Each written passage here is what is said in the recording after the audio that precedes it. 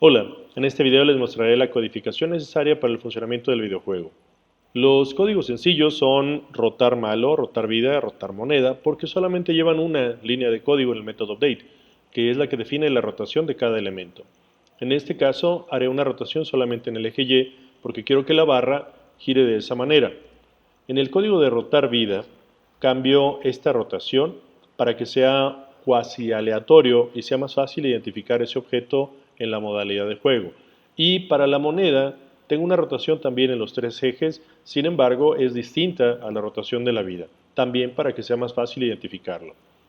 El código de control escena funciona de la siguiente manera. Necesito una librería adicional que es Unity Engine Scene Management.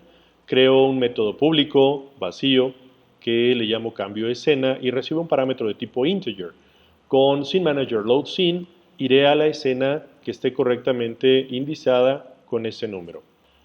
Para el código de control salto es necesario declarar una variable pública estática booleana, la cual podré acceder desde otras clases. Y declaro un método público para que cuando se presione el botón de salto se pase este parámetro de tipo booleano y sea verdadero, y cuando se suelte sea falso. El código de control disparo es muy similar al de control salto, de hecho prácticamente es una copia. La diferencia serán el nombre de la clase, el nombre de la variable y el nombre del método, pero el funcionamiento es el mismo. Al presionar el botón de disparo será verdadero y cuando se suelte será falso. El código de disparo tiene un objeto público al cual llamé bala nueva y en el método update simplemente tengo la validación de que cuando se presione la tecla K o se presiona el botón de disparo se genera una instancia de esa bala nueva la cual tomo de los activos para que se pueda generar indefinidamente. En el código de bala, solamente en el método update hay que definir una velocidad inicial y también la destrucción del objeto a los 2 segundos. Esto para evitar tiempo de procesamiento innecesario en el videojuego. El código de control virtual es el más complejo porque requiere librerías extras y comportamientos adicionales. Declaro variables públicas y estáticas que son de tipo imagen y de tipo vector para poderlas acceder desde otros componentes. En el método start defino lo que son los elementos que se estarán utilizando, por eso tomo la imagen hija será el control y el vector lo estableceré en 0.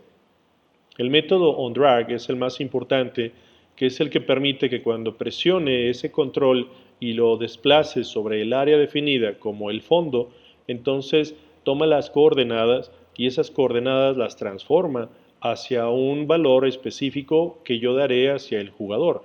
Tengo que normalizar este valor para que esté entre 0 y 1 y puedo mover la imagen para darle la ilusión al usuario de que está moviendo ese control, pero dentro de un rango definido.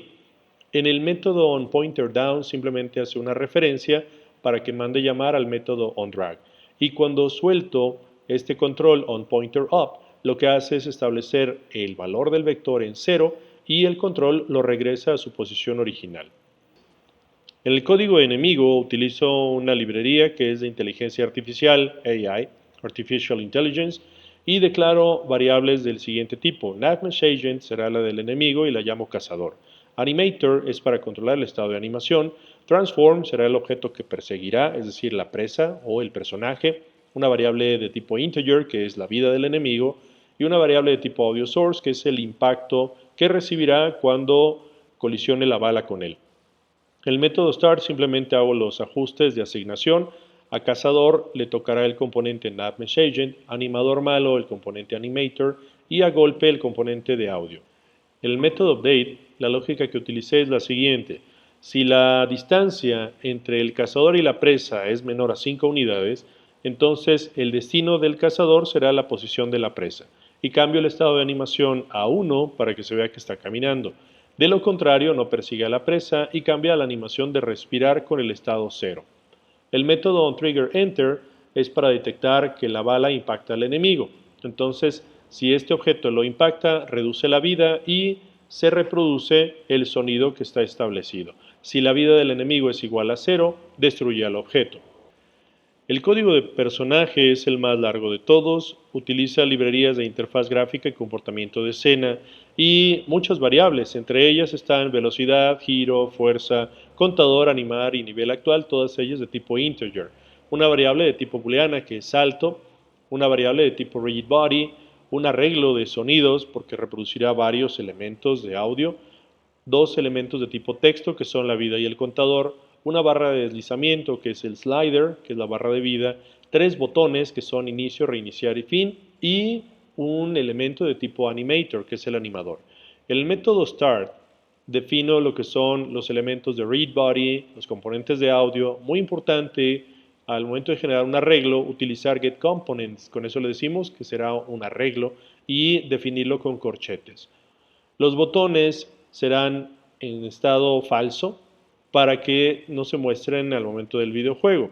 El animador toma también el componente respectivo y el nivel actual toma el índice del cual está la escena activa. El método update define el movimiento del personaje. Con WSDIA haré justamente ese desplazamiento y con la combinación de estos ORs hago el estado de animación, es decir, cada que presione cualquiera de estas teclas cambiará el estado de animación de caminar. De lo contrario, regresa al estado de animación de respirar.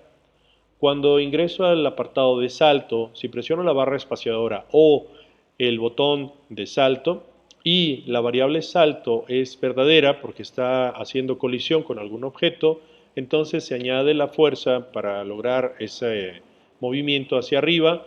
El estado de la variable salto cambiará a falso para que no pueda saltar en el aire, reproduce el sonido y cambia el estado de animación de salto. Después hago una llamada al método control jugador virtual y por último defino cuál es el estado de animación con la variable animar, la cual he estado cambiando en estas partes.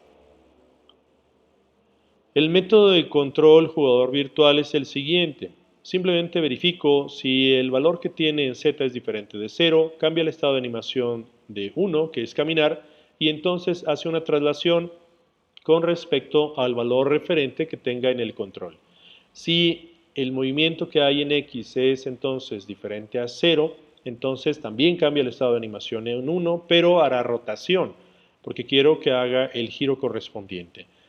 En el método collision_enter, al impactarse con la barra mala, que es la etiqueta malo, reproduce un sonido, reduce la vida en 30 unidades y muestra este resultado al usuario en la interfaz gráfica. Si la vida es igual a 0, entonces se reinicia el nivel actual. Si colisiona con el enemigo, es básicamente el mismo funcionamiento, la diferencia es que reducirá 60 unidades de vida. Y de igual forma, si llega a 0, carga el nivel actual nuevamente. Y cuando colisiona con la base falsa, porque puede suceder que atraviese alguno de los elementos y caiga del escenario, entonces también se reinicia el nivel. OnTrigger Stay es para las partículas que tienen un comportamiento distinto, son de tipo trigger, y cuando esté en el apartado de las partículas buenas incrementará la vida y en el apartado de partículas malas la reducirá. Si la vida llega a 0, también se reinicia este nivel. Se muestra al usuario todo el tiempo cuál es el valor de la vida. Y por último, OnTrigger Enter es cuando hace colisión con los objetos de tipo moneda para reproducir sonidos, incrementar el contador y mostrarlo al usuario. Destruye cada una de las monedas que recolecta. Si el contador es igual a 5, entonces se muestran los botones de inicio, reiniciar y fin para que el juego se gane. Esto obviamente se puede modificar. Por ejemplo, yo podría más adelante decir que el contador sea igual a 10. De esta manera tendría que recolectar esos elementos, siempre y cuando tenga la cantidad suficiente en el juego.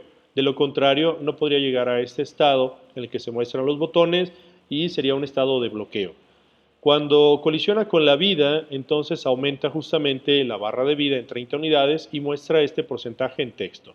Cuando hay contacto con las partículas buenas, reproduce el sonido correspondiente y con las partículas malas también reproduce su sonido.